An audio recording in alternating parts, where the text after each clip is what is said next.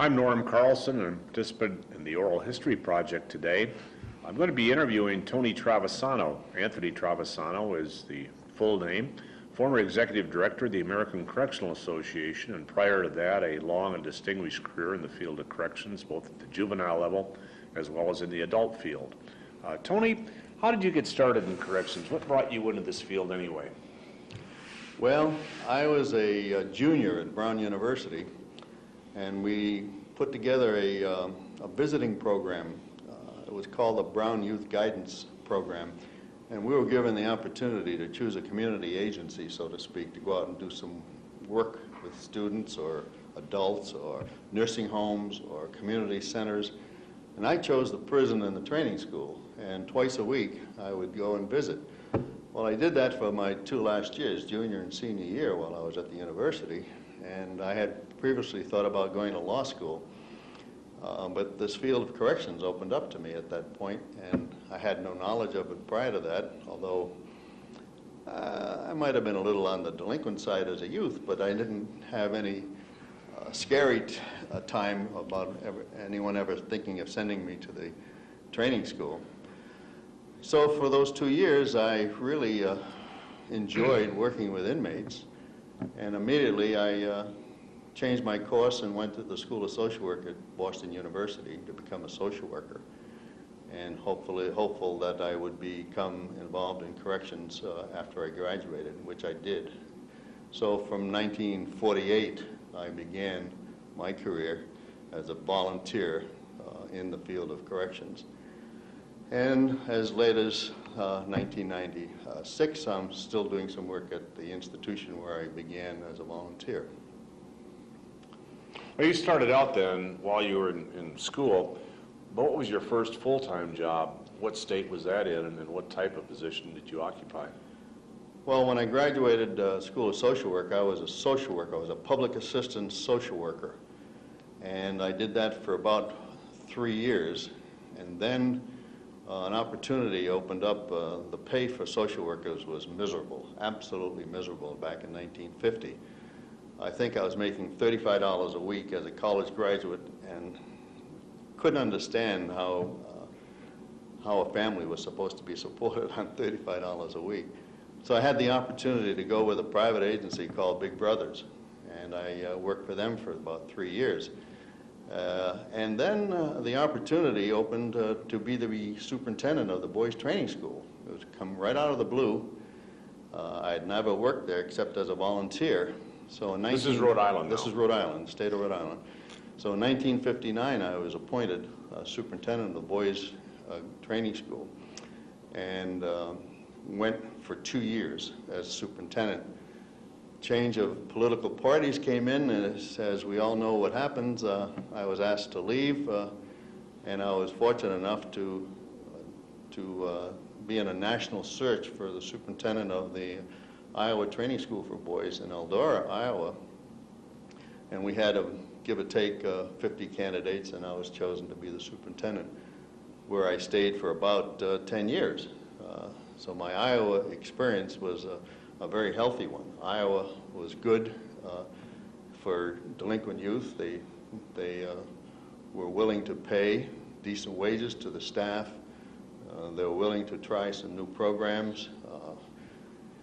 And Norm, you know, in the early days we had a lot of things, but even at Eldora in 1960, when I went there, we had the old whipping post right there in one of the cottages. Well, that was the last time that ever was used, but up until 1960, we were still punishing kids by spanking and whipping. And we did it much later than that in other states. So we have a long history of physical and corporal punishment in the juvenile side as well as the adult side. What was the big difference in those days, Tony, between Iowa and Rhode Island, just in terms of the institutions? You headed both of them. How did they differ? Well, they were about the same size. I had about 300 boys in Rhode Island, and I had about 350 boys in Iowa. And right there, it was different because Rhode Island had 1 million population for 300 boys, and Iowa had about 3 million for about 300 and some boys. So Iowa was much more tolerant of delinquent youth in their hometowns, and they treated them in their hometowns with the use of probation, which was very healthy, I thought. And I helped continue that concept and chided lots of judges that were sending too many to the training school and suggested that they use community services, which eventually they did. Rhode Island was political in a sense, and it still is, meaning that although civil service is involved, the union played a very heavy role in staff problems and staff training and staff disintegration. In Iowa, there was no union of any kind. There was no employee organization. And although some people would say that is a problem for staff, as an administrator, I enjoyed the opportunity to be able to do some significant training for staff and move out some people who didn't want to be trained the way I wanted them to be trained. So it was a major difference, and I always compared the sophisticated East with the unsophisticated Midwest, and I enjoyed the Midwest much better because it worked out much better for children at that point in my career. Now, when you left the Iowa State Training School, where did you go then? What was your next position? Well, I was fortunate to be chosen to come back to Rhode Island as Director of Social Welfare. This was in 1969. I was appointed director, which was the agency in Rhode Island that covered every social service imaginable, and it was a very large department. I had 8,000 employees at that time with a $200 million budget, which was at that time half the state budget. So the department was considered very powerful. And I came back with the notion that no department should be this powerful in government, and maybe it should be split. And we did split it in half. And I became the Director of Mental Health for a period of time. And then the governor wanted to separate out the Department of Corrections. He hadn't quite figured out that we had put this in the Department of Social Services. So he asked me to be the Director of Corrections in 1972. And we set up a third department. Now, between 1970 and 1996, state government has created 7 departments where there used to be 1. And it shows you the creep of government over the period of 20 years. And the volatility of the people who want the service to their particular clients. So you have the Department of Elderly, you have the Department of Veterans, you have the Department of Mental Health, you have the Department of Children, and on and on. And it really has made government very more responsive, so to speak, but also much more costly during this 20-year period. Does that mean the agencies are more responsive to their constituent group? In other words, the constituents themselves have more of a voice in terms of the formulation of public policy? I think so, particularly those that have a strong family involvement, not necessarily corrections.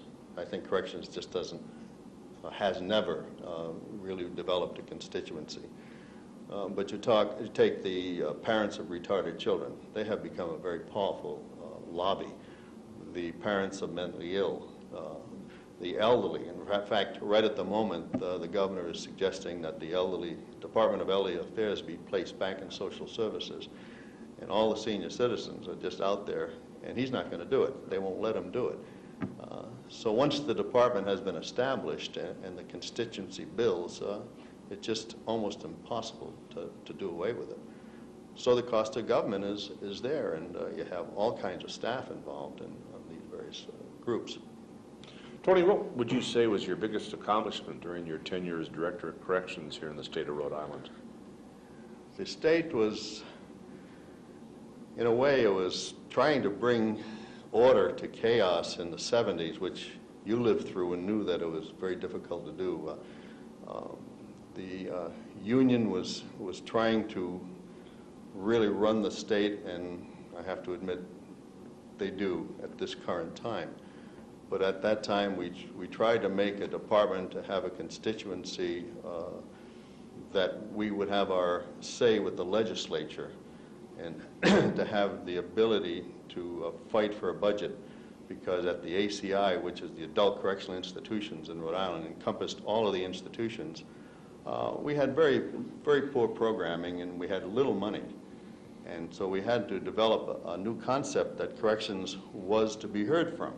And it was during that time when Attica, it was during the time of several riots, and we had one or two in Rhode Island. And it was turmoil. It was absolutely incredible. I had priests and nuns and ministers of all kinds marching on the prison because we were too harsh with prisoners. They didn't want prisoners to be in prison. They wanted to abolish prisons. In fact, we had a building that was half empty, and one of the governors wanted to sell the building, and we decided we finally had to convince him that we would need it down the road, and it was very shortly after that that we did need it. So the accomplishment was bringing order from chaos of the 60s when corrections was just beginning to be fermenting with social policy changes. I'm not sure I enjoyed that period. It was a tough period of time. We called in former Director of Federal Bureau of Prisons, Jim Bennett, to help us look to some problems. And Jim was very helpful to me personally. I knew Jim, and Jim came from Rhode Island, and he felt an obligation to help Rhode Island out as a former resident here and also a Brown University graduate. So he and I became very close friends, being the only two Brown persons in corrections in our lifetime. When you left the state of Rhode Island, where did you go? What position did you take next? Well, I was offered the position of Director of the American Correctional Association, and that was in 1974. As I said earlier, I wasn't enjoying the position of director because of the turmoil. I had a correctional officer killed in cold blood, which disturbed both me and my family and many other people, and it still has disturbed us over the 20-some-odd years. So the director of ACA, so to speak, the American Correctional Association, although I had to move to Washington, D.C. area, and my family wasn't too happy with that concept, we thought it would be a good place to try to do something on a national scale rather than just in one state. And there was a great deal of discussion on national standards at that time. And one of the reasons the job attracted me was that those standards were important to me because if you recall, back in 69, 70, we had a self-evaluation project from ACA, and I had our institutions in Rhode Island to go through that process. And so it intrigued me that there must be a better way to handle prisons than for each state, every county to do its own thing, and that perhaps national standards was a way. And I was very fortunate to be hired, and worked out very well. During your tenure at ACA, Tony, the membership and the revenues enhanced or increased dramatically. What was the membership when you took over, and what was it when you retired, do you recall? In 1974, it was about a little less than 5,000 members with a budget of $250,000. We were just on the edge of bankruptcy all the time in those days. And we were very fortunate to be able to get the membership to expand considerably and to do some other work for some agencies. And so we were able to, in a 16-year period, increase the membership to 24,000, have a budget of about $8 million, and a staff of, from 9 when I took over, to a staff of 120. So it was a very significant period of time during the growth of corrections that the field responded to a professional organization. And they came to us, although when you look at the total numbers, at that time, there were probably 400,000 to 500,000 people working in corrections. So we had still only about 5% of the people working in the business as members, but it was significant. Of all your accomplishments at ACA, what would you say would be your #1 accomplishment? I guess beyond the standards, which we talked about and I will talk about again, in the process of accreditation, those two are the most significant. I think having a field turn to a national association for a feeling of camaraderie. Associations are not easy to put together, and they serve a purpose. They're there for people to do things that they can't do alone. They're there to help foster an attitude, a policy concept. And we were able to speak for the field through the leadership, through a development of policy that said that we as an association believe that we should have solid programming for the inmates. We should no longer punish people, that the loss of liberty is the punishment that corrections professionals see as the only method by which we can do what we think is right. And we would move in that direction. And so the standards, which became very significant, and we developed thousands of standards for the entire field, from adult to juvenile to probation, parole, halfway houses, and community centers. And then the process of accreditation. So the accreditation process, which was a peer group review, was unheard of in corrections. No one thought that we could do it. In fact, many people said the hen and the fox concept, the fox and the chicken house, that it won't work, that correctional professionals can't police themselves, that we needed an outside agency. But our agency, ACA, proved that we could do it. And we did it, and we now, after about 20 years of accrediting, we started our first agency was accredited in 78.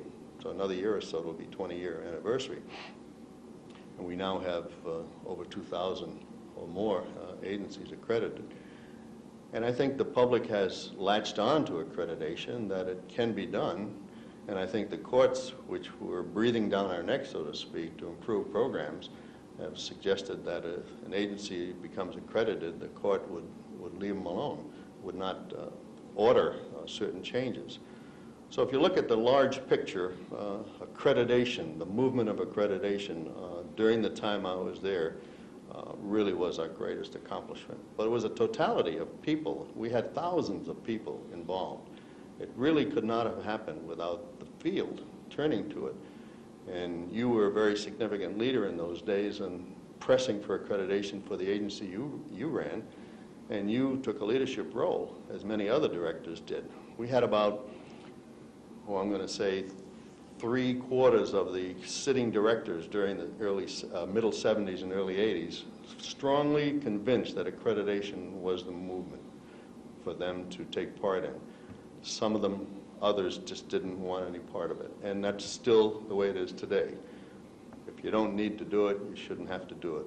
Many of us thought we might have to move in the area of having accreditation federally mandated by law. But as we discussed on so many occasions when we met, we decided this was not the right approach, that it should stay voluntary, and that with voluntary accreditation, people had their heart in it.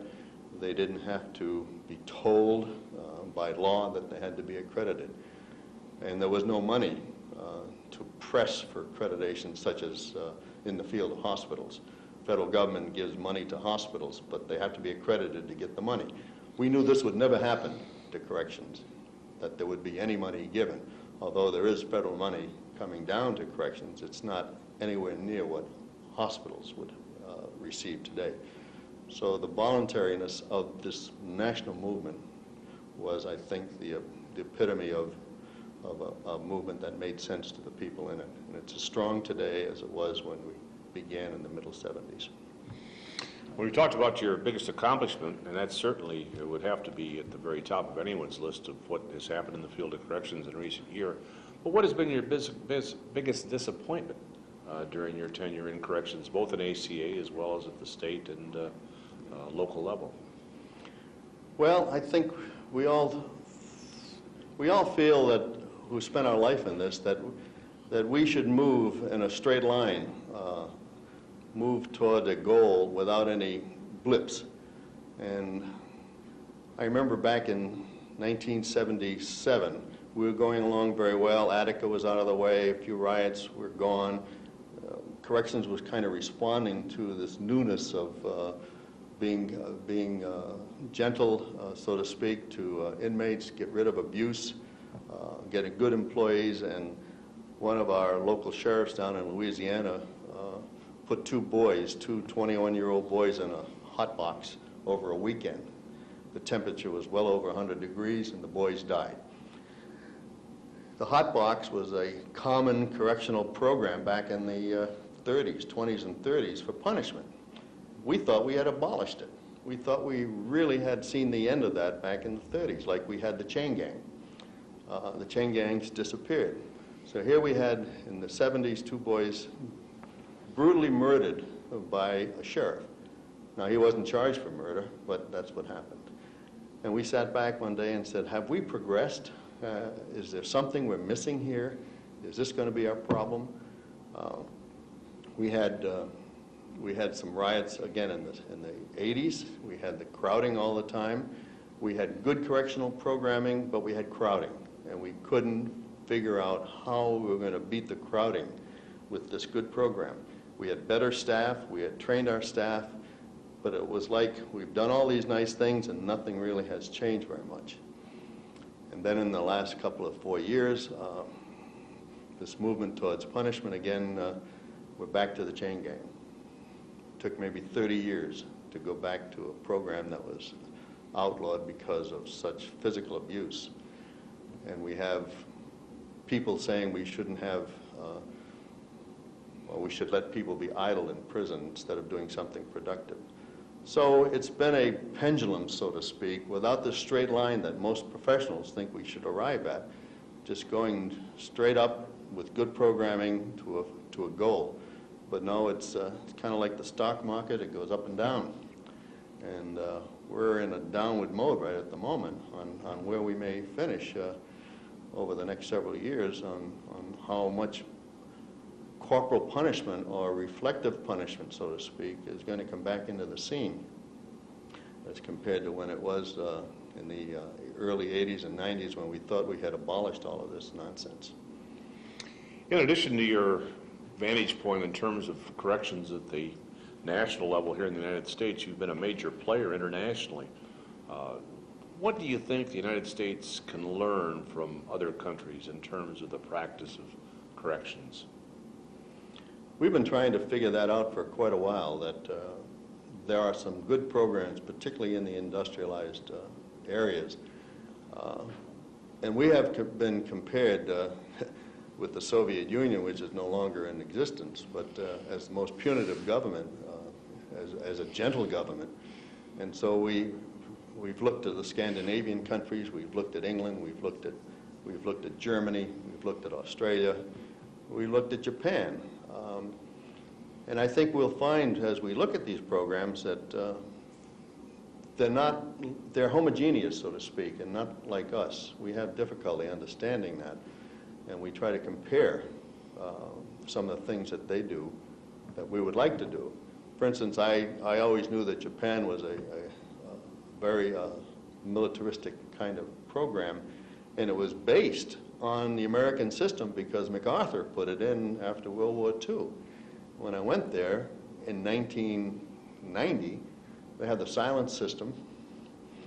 Everybody works and eats as compared to what they work, the kind of job they have. So if they have a hard job, they get more food. If they have an easy job, they don't get fed that much. They can't write, they can't correspond with anybody. And I said, this isn't the 1940-50 program that we invented, and they're still doing it as of today. So we didn't look to Japan. And the thing that I saw was great about Japan was that everybody was working. I said, why can't we do that? Every employee, every inmate had a job, and the job was to manufacture something that could be sold on the outside.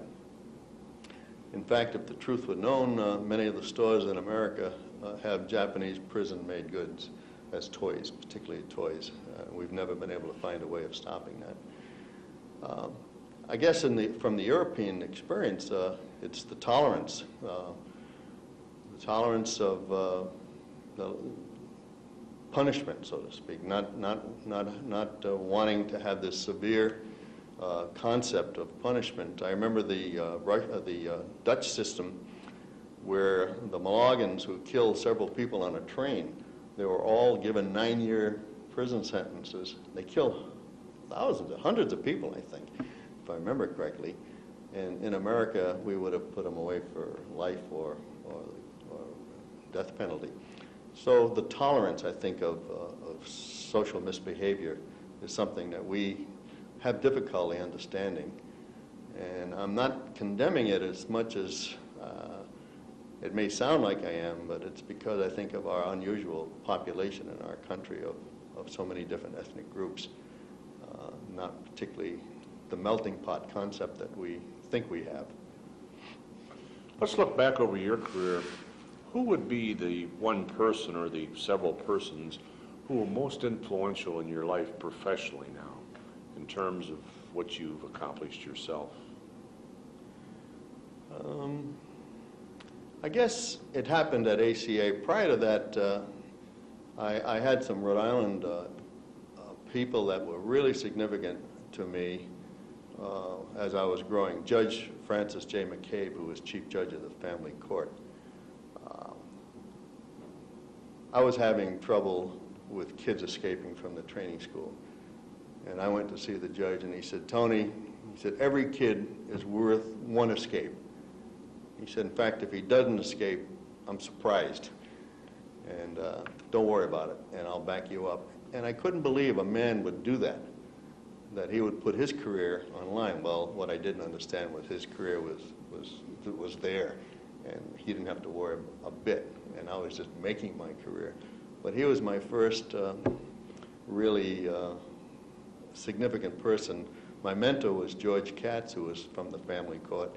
George was my, when I worked as a volunteer, he was the supervisor of that program, and he kind of steered me into this. When I got into ACA, it was the several presidents that I worked with over the years, one of which was Noam Carlson, John Braithwaite, and Joe Coughlin. Those were significant people in my early days, and Bill Leak, and well, just on, people that were in the leadership position and had to fight the battle every day. And I was at the association willing to be helpful to have them fight their battle, and we backed them up as best we could. So it was several different kinds of groups and individuals that helped me see where we were going at ACA and to help us develop policy. And I think one of the things that we did at ACA was try not to be ahead of the field because we just couldn't speak for the association and for the people in it without a policy statement. So we worked very hard at developing policy statements, and then it became my responsibility to reach out to the public with these policy statements so that they were understood by the media and then consequently the public. So the various presidents, the various staff members really helped us put this all together. It was a very healthy experience. Let's assume you were back at a college or university as an instructor, and today a young student comes in and says that he or she is considering the possibility of going to work at the state training school in Rhode Island here. What advice would you give that student? Well, I think I would tell them to, if this is what they want, go ahead and do it. You have to either start at the bottom, which many students have a hard time accepting, particularly college students. We always counsel people to get in the business, get in at the lowest level possible, and then work your way up so that you can see what the jobs are of the various people.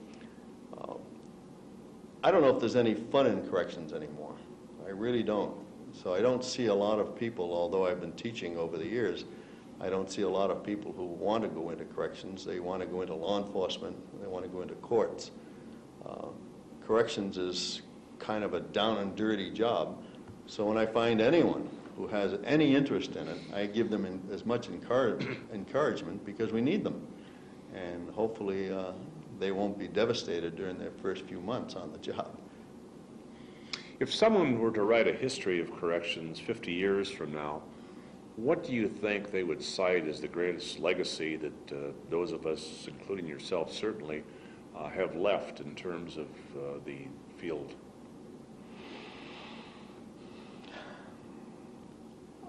I have to agree, as I said earlier, that standards and accreditation was and is. You have to always remember that we in corrections worked for 200 years, so to speak, without a standard. And all of a sudden in the 1970s and 1980s and 90s, over this 30-year period, we have developed something that people said could not be done. They're going to hang in there. There is nothing wrong. The standards are living, they're dynamic, they get changed from time to time, but I think the field continues to rally around them. So I think even right at the moment, we're 30 years into the process, give or take a year, and I think 50 years from now, people are going to say they, who were in the forefront of leadership in the 30-year period, really contributed a significant amount to the understanding of corrections. Looking back over your career, what would you have done differently?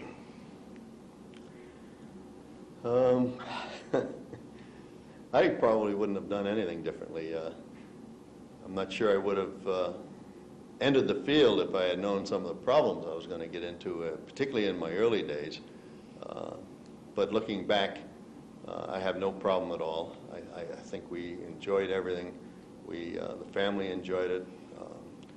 We think we made a contribution to the overall understanding of corrections.